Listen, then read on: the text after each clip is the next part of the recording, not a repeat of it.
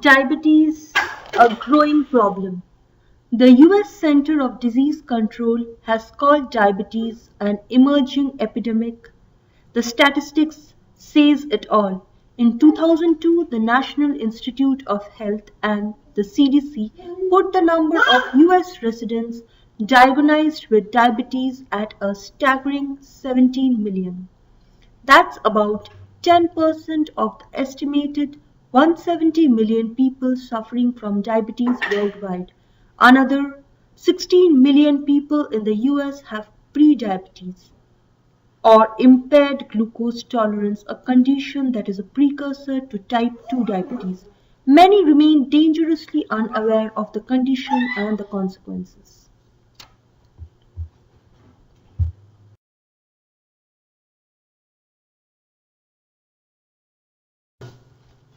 We have known of type 1 diabetes, which is insufficient insulin production, type 2 diabetes, which is insulin resistance.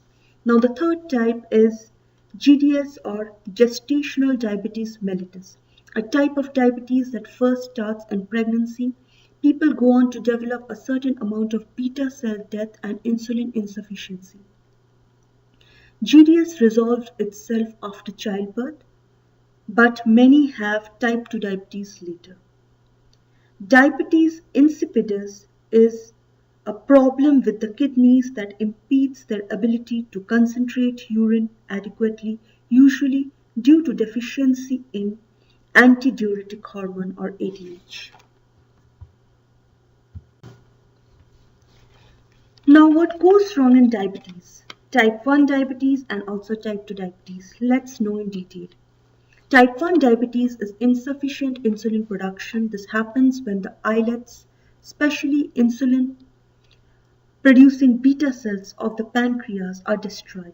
Type 2 diabetes is insulin resistance. In this phenomenon, there is plenty of insulin, but the body isn't using it properly.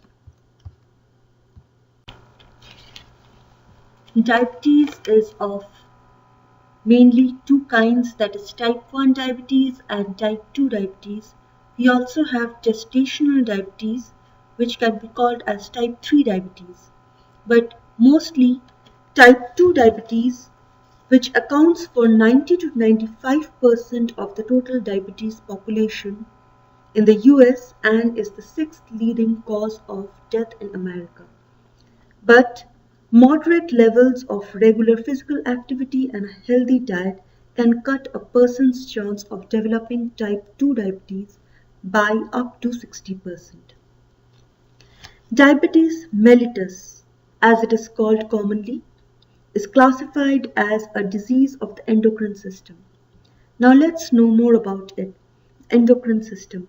Endocrine system is composed of glands that secrete the hormones that travel through the circulatory system to regulate metabolism, growth, sexual development, and reproduction. When one of these pivotal glands, the adrenals, thyroid, parathyroid, the thymus, the pituitary, testes, ovaries, and the pancreas, secretes either too little or too much of a hormone, the entire body can be thrown off balance. The pancreas and the liver have also an important role over here. One of the endocrine glands, the pancreas, actually pulls double duty as a digestive system. Sitting behind the stomach, the spongy pancreas secretes both digestive enzymes and endocrine hormones. It is a long tapered with a thick bottom end or head which is cradled in the downward curve of the duodenum.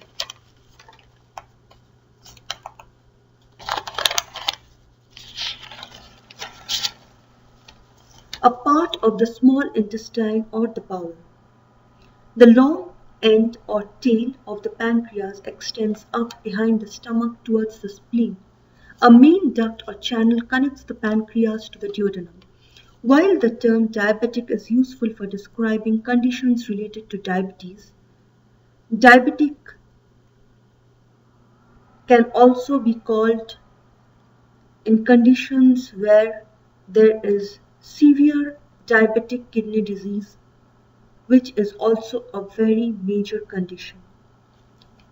Pancreatic tissues have also a role to play. In the pancreas, specialized cells known as exocrine tissue secrete digestive enzymes into a network of ducts that join the main pancreatic duct and end up in the duodenum, where they are a key in processing carbohydrates, proteins, and other nutrients. The exocrine tissues of the pancreas contain cell clusters known as islets of Langerhans, named after Dr. Paul Langerhans. Islets are constructed of three cell types, that is, alpha cells manufacture and release glucagon, beta cells monitor blood sugar levels and produce glucose-lowering insulin in response, and delta cells which produce the hormone somatostatin, which researchers believe is responsible for directing the action of both the beta and the alpha cells. Another key player is the liver, located towards the front of the abdomen and above the stomach. The liver is the center of glucose storage. This important organ converts glucose, the fuel that the cells of the human body require for energy, into its principal storage form, that is glycogen. Glycogen is warehoused in muscle and in the liver itself, where it can later be converted back to glucose for energy with the help of the hormones epinephrine secreted by the adrenal glands and glucagon from the pancreas. Now, people with type 1 diabetes should always have an emergency glucagon injection kit on hand. Glucagon is the hormone that promotes or prompts the liver to release glycogen and convert it into glucose. It is used to treat the severe hypoglycemic episode, that is severe low blood sugar in type 1 or type 2 diabetes. Together, the liver and the pancreas preserve a delicate balance of blood sugar or of blood glucose and insulin produced in sufficient amounts to both fuel cells and maintain glycogen storage.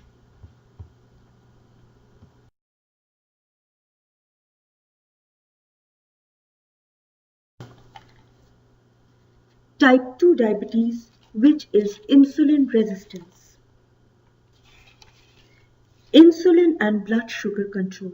Let's know more about it. Proper blood sugar control is dependent upon the action of insulin. You can think of insulin as a key that opens the door of the cell, letting the glucose to feed it. Around the clock, the pancreas secretes a small amount of insulin that allows the necessary amount of glucose to enter into cells to keep them alive and energized. After a meal, as the bloodstream becomes flooded with glucose, a large pulse of insulin is released from the pancreas, resulting in a significant increase in the uptake of glucose into muscles and other organs. In this way, the sugar in the blood is quickly transferred into organs, energizing them and keeping the blood sugar from rising too high. Unfortunately, when you start gaining weight, particularly when you gain internal belly fat, that is visceral adipose tissue, substances are secreted from the visceral adipose tissue that promote insulin resistance, a condition in which insulin is released but no longer works as effectively as it should.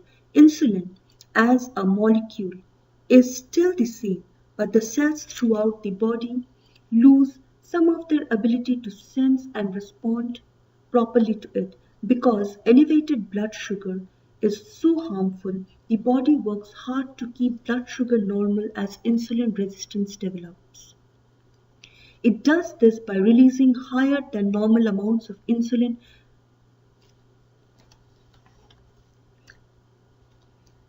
and around the clock and particularly after meals. In fact, if insulin levels did not rise substantially as insulin resistance developed, diabetes would inevitably occur in early stages of insulin resistance.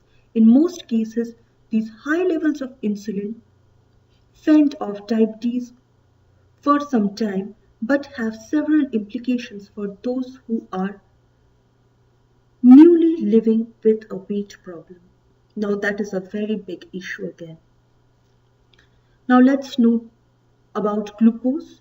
Glucose, a double-edged sword. Yes, that's the better way to Describe it.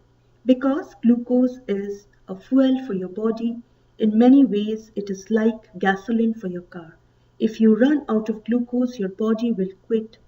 Just like when your car runs out of gas. Likewise, whenever blood glucose levels are elevated, it creates a toxic mess, just as it would if your spilled gasoline when you are filling your car. In optimal health, the body maintains very tight control over blood glucose levels, and it works very hard to keep these levels within a narrow range.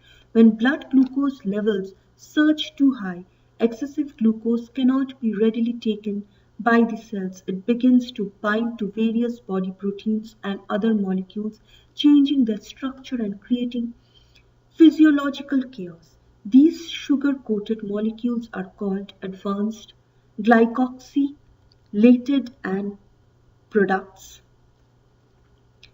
They are the end products, and their accumulation is considered to be one of the principal factors that lead to accelerated aging and eventually death.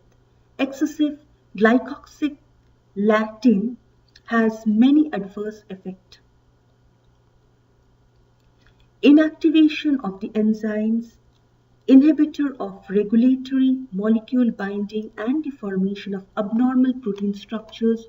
Of course, diabetes is characterized by persistent and repeated elevations in blood sugar and blood glucose and glycosylated proteins. As a result, it provides the grave example of damage that can be produced when blood sugar levels get too high and there is excess glycosylation.